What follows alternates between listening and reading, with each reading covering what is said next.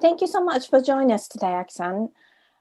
Our first question is, we had you visited the affected area after the earthquake. Where did you visit, and what do you remember most about the affected archaeological sites and cultural properties? Okay. Thank you, Hayashi-san. So now I try to explain about my answer. This is my presentation. I am a painter, and my profession is to draw reconstruction images for archaeology, and as many of the ancient scenes are only able to presented by image drawings, as there were no photographs. I usually work with archaeologists, sometimes visiting the excavated site together. I have visited 2 small towns in Fukushima coastal area in 2017, first time after the disaster. Today, I would like to describe what I saw and felt in there as an artist went there together with local archaeologists. Actually, the area got a rather big earthquake just a few days ago. My colleague in Fukushima told me that there is no serious problem, but people are scared, remembering the tsunami. I am feeling so sorry for their tough mentality called back by the shock even after 10 years. Here is a map of Fukushima coastal area, where almost the town seriously affected by tsunami attack. The right side map shows the position of a nuclear power station that caused even more serious disaster. And these are the towns I have been.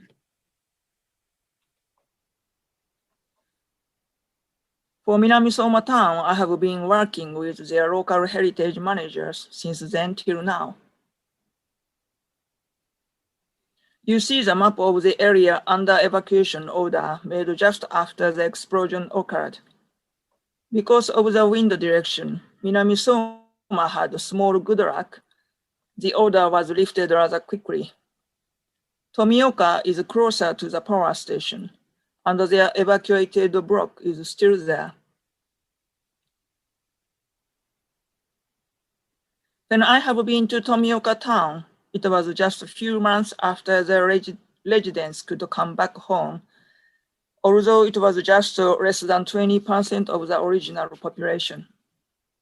Then we heard more people will come back temporarily to gather for their annual festival takes place with cherry blossom in April.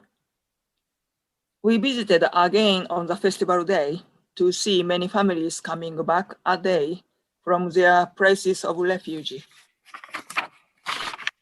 People tried to participate their most unforgettable hometown event. But almost the avenue is in the other side of the barrier. The archaeologist guiding us in Tomioka told me humans are not allowed to go over the fence, although animals are free to go. I knew how the wild or cattle animals are increasing their numbers in the evacuated areas. TV program shown the scenes of wild boar family living in a house, sleeping on beds. Then I thought about Aesop fables. The fables are realized in there, the town existing under the powerful invisible contamination. Beside of the Cherry Blossom Avenue, there was a junior high school where the local archaeologist himself had graduated.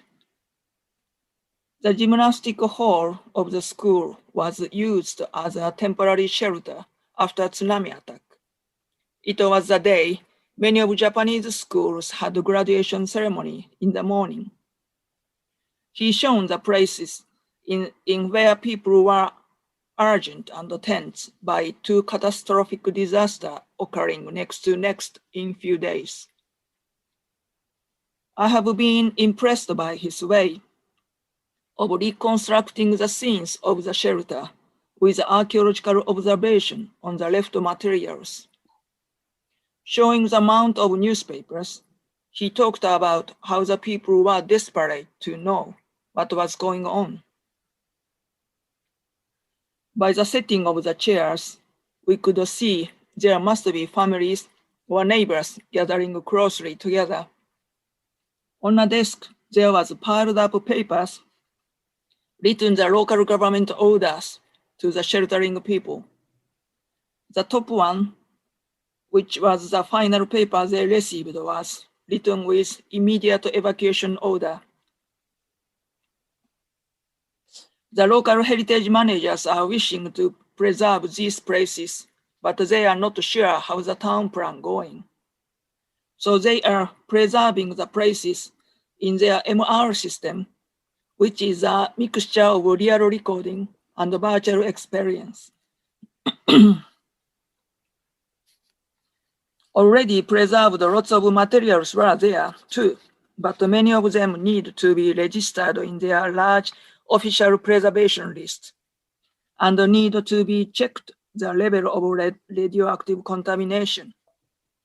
What I saw was their endless work going on, not only for rescuing old collections, but also adding enormous numbers of new objects and materials left from the historical disaster. Tomioka Town had just a few members in their cultural heritage section when we visited, and all of them are still having traumatic memories in themselves. He said this river was such a fun place for his childhood, but now none of the parents want their children to play around there because of the fear of contamination. Okay, that's the first part for your question. Thank you, Aki-san. And then our next question is next month will mark 10 years since the earthquake. How do you plan to develop your activities related to archaeology and cultural properties in or with the affected areas? Okay, now I'm going to talk about another town, Minamisoma. Our destination in Minamisoma was a national heritage Jomon Stone Age shell mound, preserved just before the disaster. The archaeological park was started construction on very month of the March 2011, then stopped for years till their evacuation order to be lifted.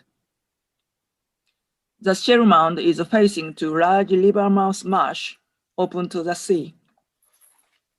In modern age, rice paddy was developed with farming and fishing villages in lower land. Almost such coastal villages and paddies disappeared, and the shell mound left on the hill edge overviewing there. The sea is seen over the straight line of concrete wall. Piles of black plastic bags are containing tsunami levels. Beside of these artificial views, almost parts of the landscape went back to wild marshland, like it was in Jomon Stone Age. The broken pieces contained the black plastic bags are broken pieces of local village lives. My profession is to reconstruct people's life and actions with the archaeological method, which is careful observation on the left objects. I have drawn these images for a different job before to see these photos. When I saw the history of Urajiri village life, I was deeply impressed. How long the local people are living with the rich natural diversity of the river mouth marsh and the sea. This is a part of our project. We are interviewing some of the local members participating in the management of Urajiri Shell Mound site. Many of them are coming to the site monthly, traveling distance from their places of refuge. Cutting grasses and having a picnic, gathering on the shell mound field has become a rare chance of their reunion. Here, I discovered the cultural heritage is becoming precious community heritage.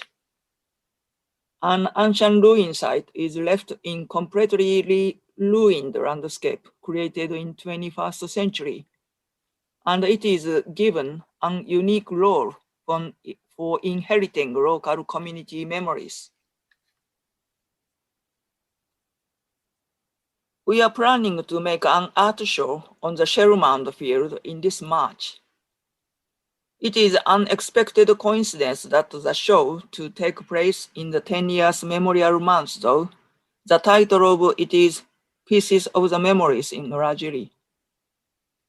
The show will be only for a day, but shown online local community people participated to produce some artworks with excavated Jomon pottery pieces.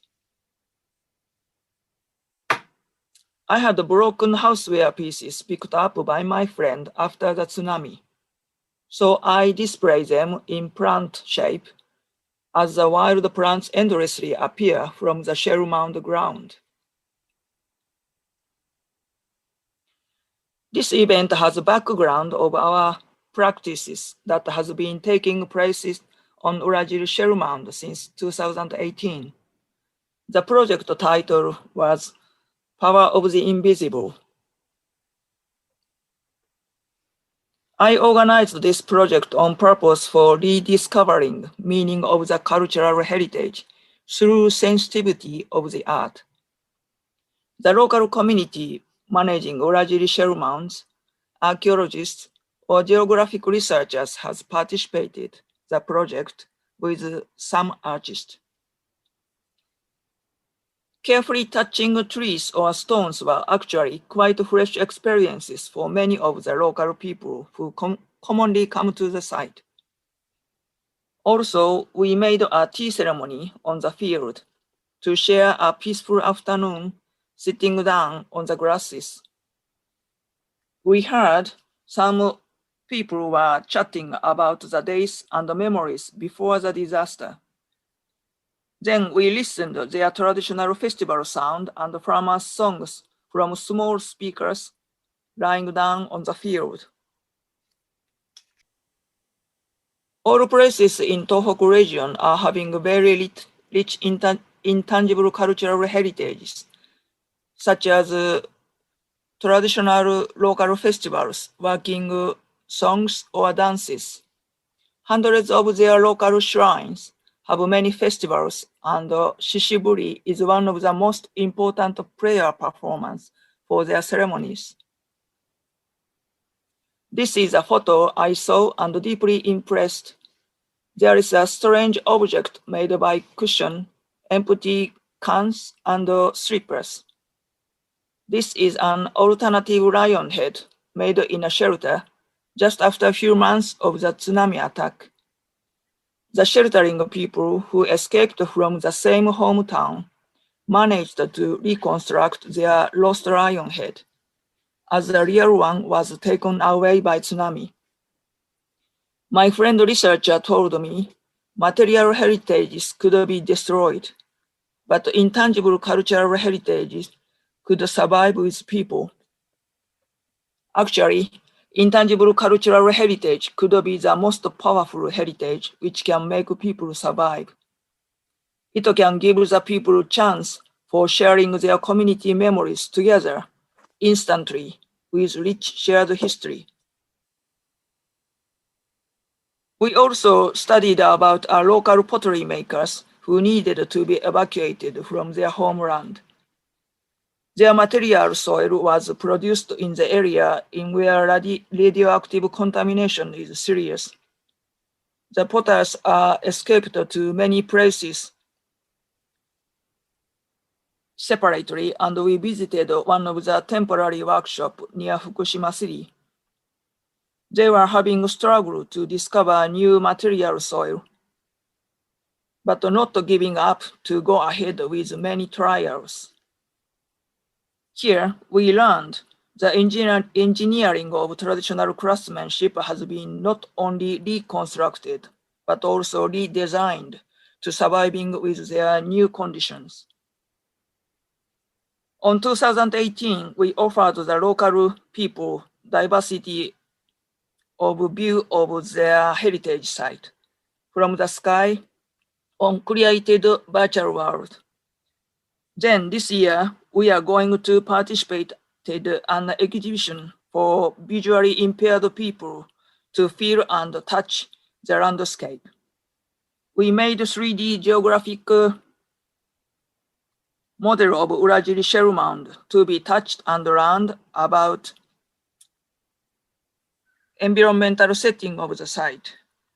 Then I made a touchable reconstruction image of the Jomon lives on a shell mound as a symbol of the landscape having a sustainable relationship between the human settlement and annual surroundings. I am hoping to keep in touch with Fukushima through the practice held in their cultural heritages. Also, I hope to keep learning and discovering with their local communities and new members of our project by sharing time and places together. Thank you very much.